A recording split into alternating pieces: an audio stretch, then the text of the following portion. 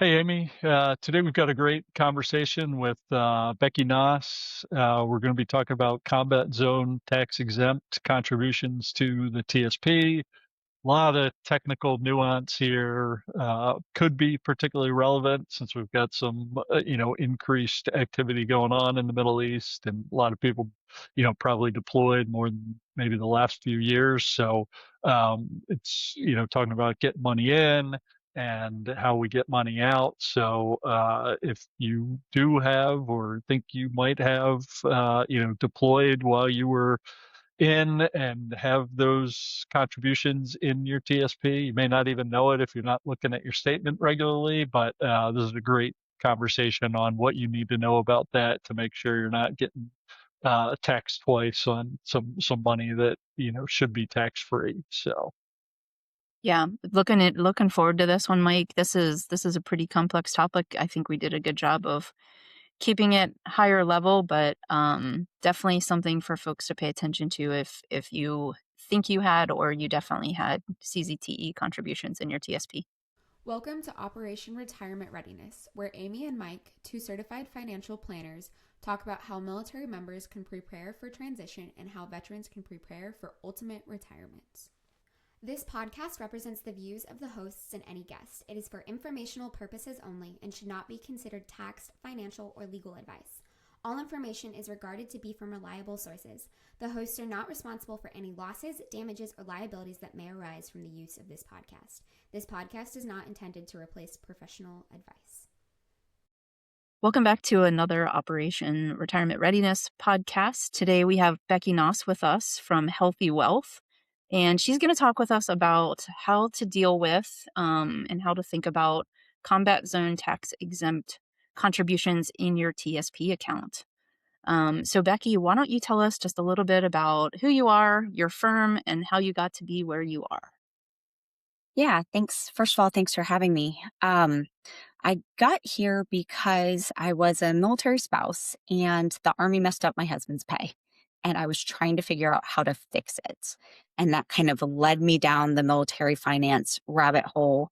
And I ended up getting linked up with the American College Financial Services Scholarship, went through that program, got my CFP, worked at another firm for a few years, and eventually decided to launch my own firm. Awesome. Awesome. Well, we're really glad to have you. One of my favorite things about you is how detail oriented you are and just how willing you are to digging into the details. I think that's a huge benefit for everybody that knows you, all the other planners who know you and your clients. Thank you. To get started, so some people might not really be familiar with what combat zone tax exempt contributions are. So CZTE for short. Um, how do you get CZTE contributions into TSP? What's the nuances around, contributions to TSP while you're deployed? And then we'll kind of go from there. Sure. So the first key is that you need to be deployed specifically to what's designated a combat zone.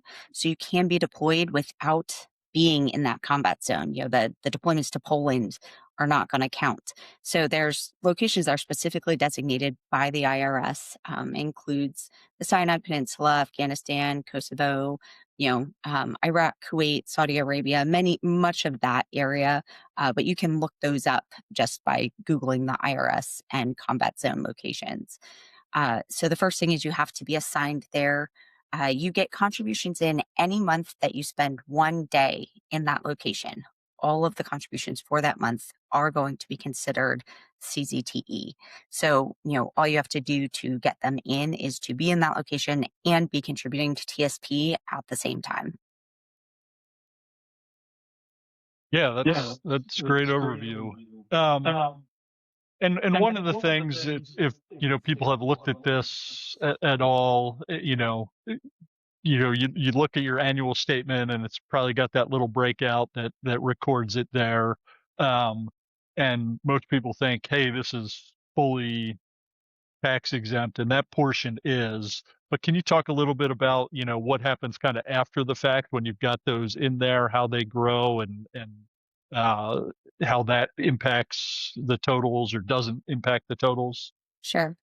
So one of the key things to understand is that if you do Roth contributions while you're in a combat zone, they're treated exactly the same as if you did that while you were outside of a combat zone. There's really no difference from TSP's perspective. The benefit to the Roth is you're getting tax-free in and tax-free out when you're in a combat zone, but from a planning perspective and from what you see on your statement, you're really not going to see anything there. Where it really comes into play is that traditional contribution when you're in the combat zone. And this is one of those things that is a little bit confusing because if you look at your statement, it has a box kind of off to the right on page 2 that will say your other non taxable amount. And that is the CZTE contribution. And on the left side, it will have a chart that has the contribution plus growth. And a lot of people think that growth is also tax exempt. It is not. Unfortunately, the rumor mill will say it is, or if you wait until you're after 59 and a half, it magically becomes tax exempt. This is completely false. And unfortunately, I've heard it even from TSP reps that where they say, oh, yeah, you don't know this, but if you wait, no. It's very clear in the IRS code. All of the growth is taxable just as if you had done a normal traditional contribution. Yeah, that's So, great. so when service members are thinking about deploying to a combat zone, so usually they get at least a little bit of notice that they're going to a combat zone, you know, the Middle East, for example, right now. How should people think about contributing to their TSP while they're in that concept combat zone? Yeah, so some of that really depends on your capacity to contribute. If you don't think you're going to be maxing out for the year and you're normally a Roth person, just stay Roth. And then you've already got that tax free and tax free out benefit. Really, for that traditional in the combat zone, the only time I'm recommending that is if we're looking at super funding our TSP.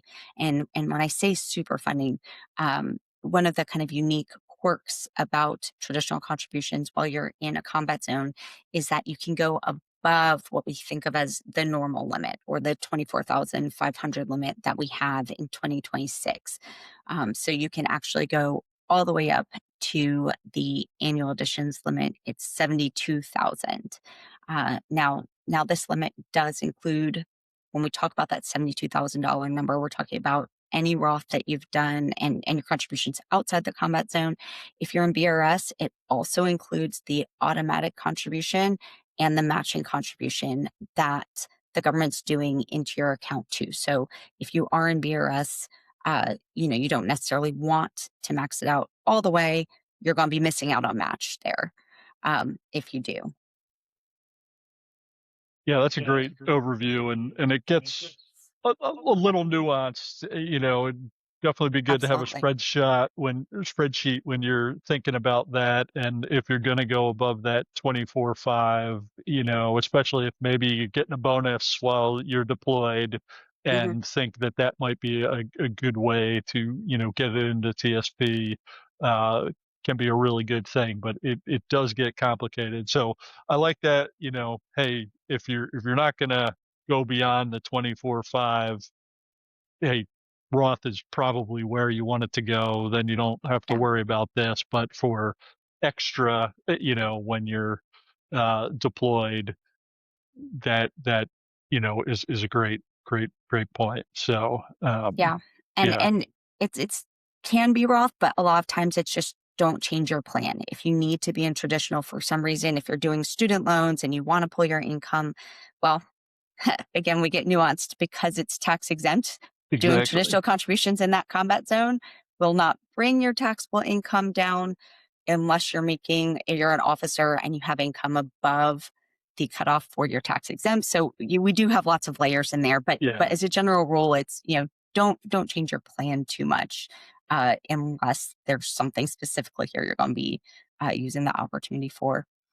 Um, Another element to that bonus point that is really important, Mike, is that uh, when you get a bonus, when the bonus is earned, is what the tax treatment will be. So if you had signed maybe a multi-year bonus a year ago and it's landing in that combat zone, you actually won't be contributing tax exempt money because that money is taxable.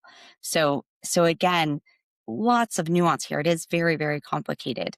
Um, but that can be an important element to understand.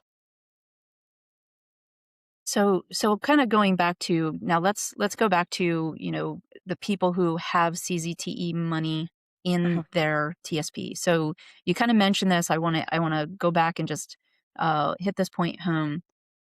Explain to people how CZTE money is taxed or not taxed when it comes out. Yeah, so that one is a little bit tricky as well, unfortunately.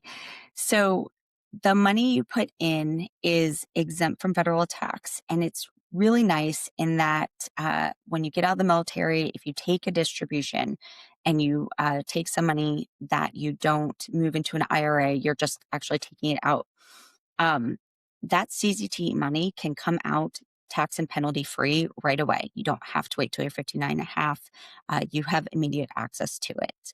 Um, the other element to that is that you can move it out and move it into a Roth. And so if you can do that, the benefit there is you take something where all the growth is being taxed and you're transitioning it over to an account where all the growth is not being taxed. It's now in a Roth status. So especially if you have a lot of CZTE money in there, once you get out of the military, getting that over to a Roth correctly can be very, very important.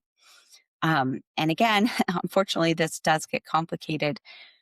When money comes out of TSP, it has two steps to it. The first step is moving it out, and the second step is sending it to where it's going. And so, with that first step, everything must move proportionally. If you take half of your TSP out, whatever amount of CZTE is in there, half of it comes. Um, so if we have 100,000, we take out 50,000 and maybe 10,000 of that was CZTE. Well, only 5,000 of our CZTE will leave, and some of it's going to stay back in our traditional TSP. From there, if you take a distribution, if you take some just straight for yourself, at that point, they send as much CZTE money to you directly until you've used it all up. So it's got kind of a weird, it moves proportionally, but then it doesn't after it's out. Yeah, it's there's a lot going on there with, Yes, the movement of that money, and yeah, it can get complicated quick with that. So it uh can. so any other kind of, you know, things people should really think about or know about when they're, maybe thinking about doing that rollover and how that works? Yeah, one of the really, really important elements is that when that money is in transition, you can kind of peel it apart. A lot of times you'll hear the analogy of the coffee and the cream. And when you have after tax money or tax exempt money mixed in a traditional account, you really can't separate them. This is an exception to that rule where in transit, you have the opportunity to peel it apart. However, if you don't do that, if it lands in a traditional IRA, at that point, it's back to that mixed coffee and cream status. And I think for me, one of the most egregious elements to this, if you will, is that an advisor who doesn't understand CZTE may just take your traditional all the way into a traditional IRA. And in TSP, it's tracked. But once it's made it into that IRA, it's not. You have to track that on your taxes. And if you haven't put that in there, if you haven't gotten that element in, then all that CZTE money that you worked for in a combat zone is now going to be taxed because the IRS doesn't know you have tax exempt money there. So that for me is unfortunately something I see it's pretty common is someone who just doesn't understand CZDE ends up putting their client in a situation where now they're having that funds taxed when it really shouldn't be. And for, I mean, just to give people perspective, like how big of a deal could this be? Like, how important is it that people really understand what's going on and how to deal with their Sure. CZTE money? Yeah. For me, some of that depends on how much you've put in, obviously. Some of it depends on if you're going to be working afterwards, and so what your other taxes look like. If you're in the 10% bracket, it's obviously less harmful than if you're up in that 24, 32 or higher. Another way that it's impactful is depends on your longevity, how old you are when you get out, and how long you live. Because if you get out at 68 and then you pass at 70, well, it's been in there 2 years and there's really not that much growth. But I have people who've gotten out at 38 and had $60,000 in that CZTE funds that we've been able to move over to Roth. Well, if they live for another 50 years, tax-free growth on $60,000 versus taxable at earned income rates, right? At the highest kind of tax rate you can have, is very, very significant. So it's not just the tax bill on those funds, it's the tax bill on the growth of those funds, which really is impactful. Yeah, that's a great point. I mean, I had a little bit in my account because when I came in, there were no, you couldn't do Roth, and so early deployments had money that ended up in there, but it was like, I don't know, a couple $100, and I was Yep, like, all right, I did a rollover, and I'm like, I'm not even going to worry about it because it's just it the it scale. didn't really matter. But yeah, when you've had folks that have been deployed multiple times and grown that pot, you want to take care of it because you really don't Mhm. want to have to end up paying taxes on something you shouldn't have had to pay taxes on. But Sure. so And one of the excuse me, one of the key elements too is you can be stationed in a combat zone. So for instance, Bahrain is a combat zone, and that's where, the person that I saw that had 60,000 there, they were there for a year and a half, right? And they'd really kind of had time to stuff that account. So you really want to be aware of when you enter one and what you're doing during that time. So how do people sort of protect themselves and be on top of, it's complex, right? And there's reasons that there's people like you who are really good at this stuff and understand it inside and out, and, other financial advisors who really understand this. How do people kind of protect themselves from the missteps that happen where you're going to get taxed on money that you really shouldn't have been taxed on, or being able to split the funds apart? How do people protect themselves? I mean, the first key is to always be aware of what you're doing, what your finances are. Um, Read and check your LES. Make sure that you actually got that CZTE credit, right? Because sometimes they miss that you went to a combat zone. They go back, they recode it, but they don't necessarily update that in TSP. Just being aware of what happened with your own situation, and going back and making sure that finance got it right, that DFAS got it right. That is the first step. And the second step is make sure you're working with a professional that knows military, that understands military. And really, I recommend someone who specifically specializes in military, because there's so much nuance to military finance from every single aspect of your financial life that is just different from the civilian world. So, having a reputable advisor that's not there just trying to sell you a product, but one that actually understands military finance and is fee only, and has your best interest at heart all the time, that's the best way to get the sound advice that you're really going to want. Yeah, and I mean, really just the people who too understand taxes. Like, you have to understand Sure. taxes. You can't untangle tax advice and this process. Yeah. So sometimes, there's advisors out there that just want the assets and they're not Mhm. allowed to give tax advice. And even if they were, they probably don't even know. They may not even know how things should be treated. Now, how feasible is it for somebody to untangle things for themselves? Is it possible? How much work would it take for somebody to understand how to do this properly? It it really depends on how much work you're willing to kind of put into that heavy lift. And then, to be honest, TSP's website is a bit of a bear. Uh, just navigating that, it likes to pop up scary warnings that won't apply if you're doing it correctly, but it's really hard to know. So, this is something that if you even just want like a one off assistance with, in my opinion, it's better to get.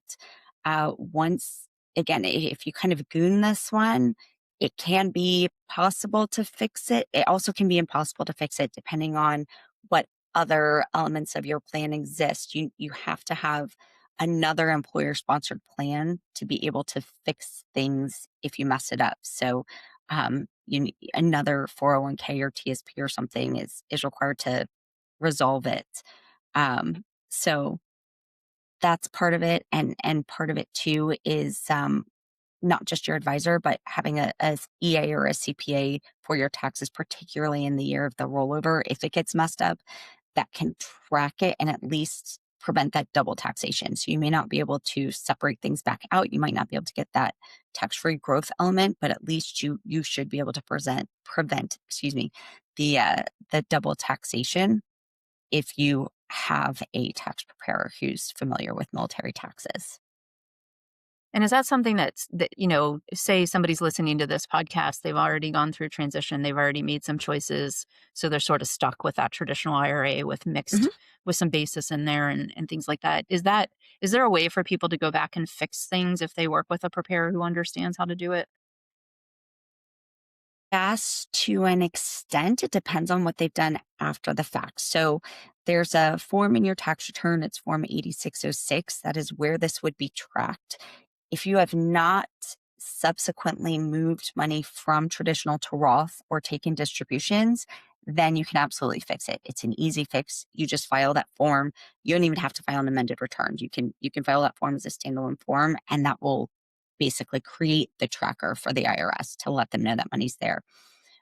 If you've moved money out of that traditional IRA or traditional account and it's been longer than 3 years, unfortunately, you cannot fix it. That money has been um, taxed already, and the only way to resolve it would be to file an amended return. And after 3 years, you cannot file an amended return and get a refund. So um, it's been taxed, and that is what it is. But you can resolve it for the rest of the funds that are in there moving forward. So Gotcha. So the bottom line is it might be fixable, but it's better to just not mess it up in the first place. yes, this is definitely one of those. If you can get it right the first time, life is easier on all fronts, the tax side, the planning side, the financial benefit side. Um, you know, Holistically, this impacts all of those elements. And so it is much better to get it right.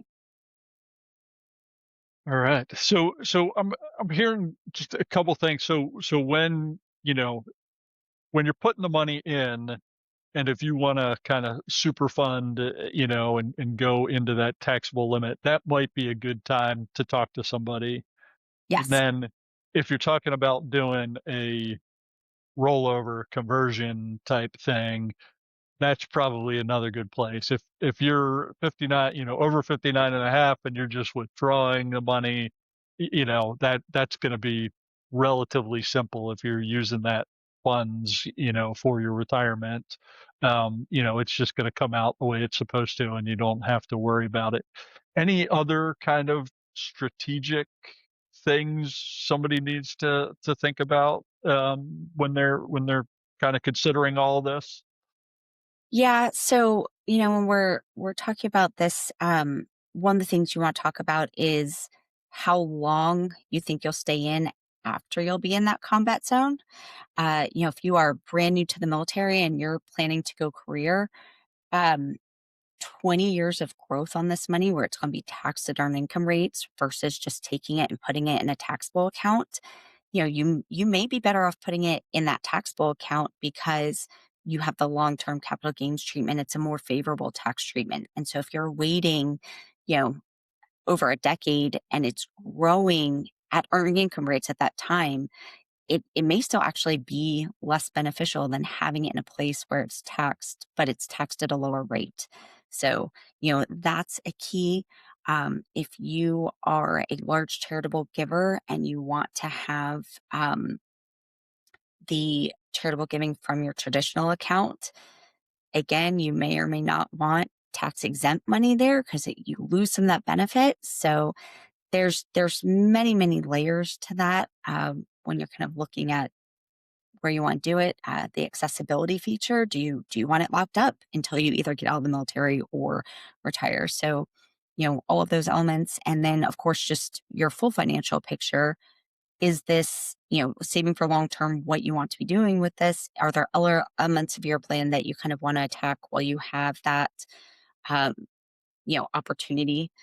And then kind of the last element when we're talking about that combat zone is what other tax opportunities do you have?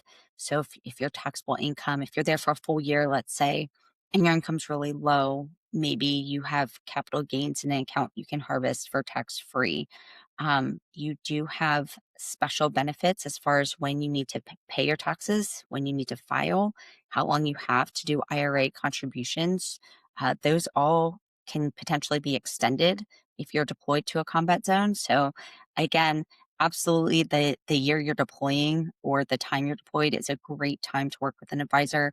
The transition out just in general for military members, it can be really critical to have that support. So those are kind of key wickets where having a professional can make a big difference. So, I mean, this is a really complex topic. I mean, I think people have gotten the flavor of that, and we've really only spent a couple minutes on it. Mhm. So I think, and jump in and add to this, but I think the key takeaway here is that one, make sure you know what you have in your account in as far as CZTE.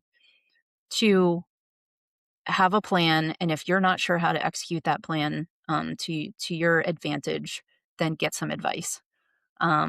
Anything else that you would add for like key takeaways, given that this is a pretty complex topic and maybe not everybody wants to, spend a lot of time reading DFAS's website and TSP's Yeah. website and then and then IRS code on top of that. Sure. Um, I think kind of the last key is that this is always an evolving landscape. And so even if you've done the research, even if you know what's going on, uh, things change with what you can do as far as the laws that are in place and what TSP will or will not allow. We now have this in plan conversion that is permitted this year.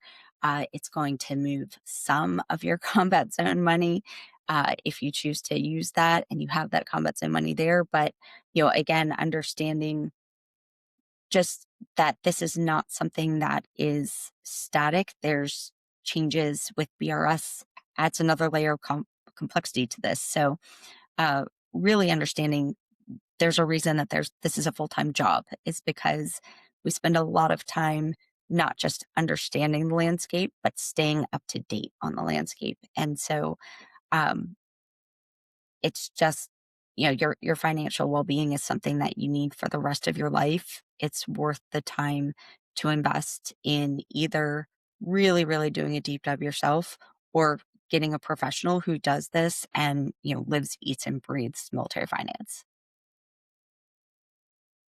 Yeah, that's great. Really appreciate you being on today, Becky.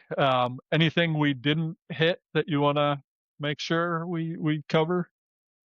I guess for, our deploying members, especially with things being so much turmoil right now, I would say there's also the savings deposit program. If you're not aware of that, go check that out. Please make sure that you have updated your beneficiaries. It is devastating to have to look at a widow and say, I'm sorry, everything's going to the ex-wife because beneficiaries weren't updated. There's really nothing we can do at that point except hope that the ex-wife says, oh, I don't want that money. Guess how often that happens?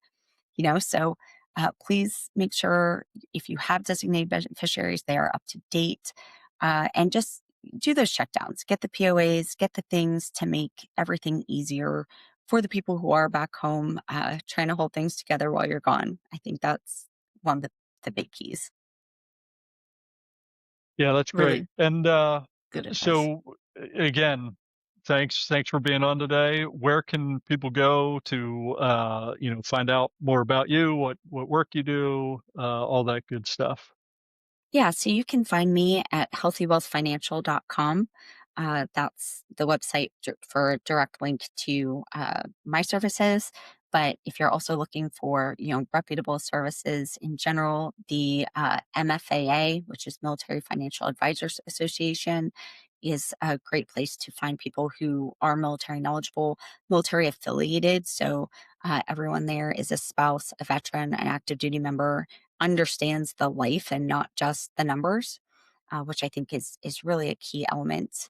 And then there are free financial counselors on base that should be able to help you at least understand, is my LES correct? Right. So those are kind of three solid places to go. And then just one more, because we mentioned, how important it is to have access to an EA or a CPA with military tax expertise when you're dealing with this. I'll just also mention the Military Tax Experts Alliance, so MTEA.